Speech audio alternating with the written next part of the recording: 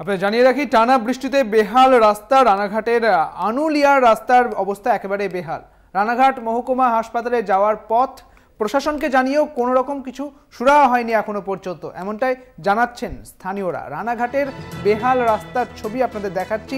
টানা বৃষ্টি হয়েছে এবং তার জেরেই রাস্তার বেহাল দশা। দেখতে পাচ্ছেন সেই ছবি, যেখানে রাস্তায় জল জমে গিয়েছে এবং এই বেহাল রাস্তা দিয়েই যাতায়াত করতে হচ্ছে সাধারণ মানুষকে।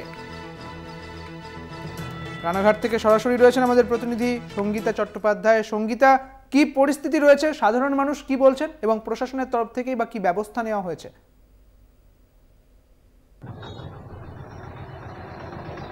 আমরা যে রাস্তাটি রয়েছি রানাঘাট আনুলিয়া একদম জকপুর রোড, যেখানে মহকুমা হাসপাতাল, রানাঘাট আনুলিয়া মহকুমা হাসপাতালের কিন্তু যাতায়াতের পথ সেই রাস্তা, এবং আমরা সেই রাস্তায় রয়েছি যেখানে এই দুদিন যে বৃষ্টি হলো টানা, সেই বৃষ্টির পর কিন্তু রাস্তার অবস্থা একেবারে বেহাল হয়ে রয়েছে।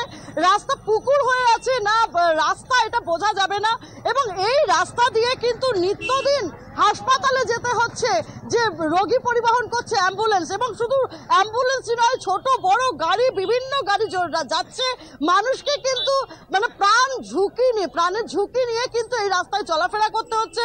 বলা যেতে পারে যে প্রাণের একদম প্রাণ হাতে নিয়ে কিন্তু তারা যাতায়াত করছে। আমরা শুনে নেব যে এখানকার বাসিন্দাদের কাছ থেকে যে রাস্তার অবস্থা যে এইরকম। দাদা, রাস্তার অবস্থা এরকম, কি বলবে? হ্যাঁ, কি বলবো বলেন। এই রাস্তা ঠিক হবে, এই যে মাল পড়েছে মনে হয়। রাস্তা এখন যে এইভাবে এতদিন ধরে যাতায়াত করছেন, খুব কষ্ট, খুব কষ্ট। এখানে তো দুর্ঘটনা ঘটে। হ্যাঁ, দুর্ঘটনা তো ঘটে, অবশ্যই অবশ্যই দুর্ঘটনা ঘটে। আচ্ছা, হ্যাঁ, এরপর মানুষ ভোগান্তি আছে। হ্যাঁ, ভোগান্তি আছে।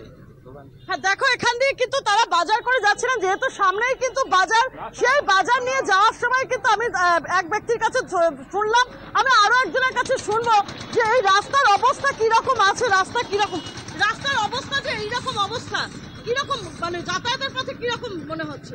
খুব কষ্ট হচ্ছে। নিত্যদিন যাতায়াত করেন এই রাস্তা দিয়ে? না, আমি এখন ডাক্তারের কাছে এসেছিলাম আনুলিয়াতে। ডাক্তারের কাছে এসেছেন? হ্যাঁ। তো এই যে এরকম ভাঙাচোরা ভোগান্তি তো আপনাদের ভুগতে হচ্ছে তো? হ্যাঁ, হচ্ছে। ঠিক আছে। দেখো এখানে আমরা শুনলাম যে হাসপাতালে এসেছে কিন্তু তিনি ডাক্তার দেখাতে, তিনিও কিন্তু জানালেন এই রাস্তায় কিন্তু যেভাবে অবস্থা খারাপ, কিন্তু মানুষকে কিন্তু খুব কষ্টের মধ্যে দিয়ে কিন্তু যাতায়াত করতে হচ্ছে। আর এখন বৃষ্টির ফলে রাস্তার অবস্থা প্রচন্ডই খারাপ হয়ে গেছে এবং প্রশাসনকে জানানো হয়েছে। সঙ্গীতা, সেক্ষেত্রে সাধারণ মানুষ তারা কি বলছে যদি একটু জানা যায়, যে এই রাস্তার সারা যদি একটু জানা যায় যে সাধারণ মানুষ কি বলছে, প্রশাসনের ভূমিকা নিয়ে সাধারণ মানুষ কি বলছে, যদি একটু জানা যায়।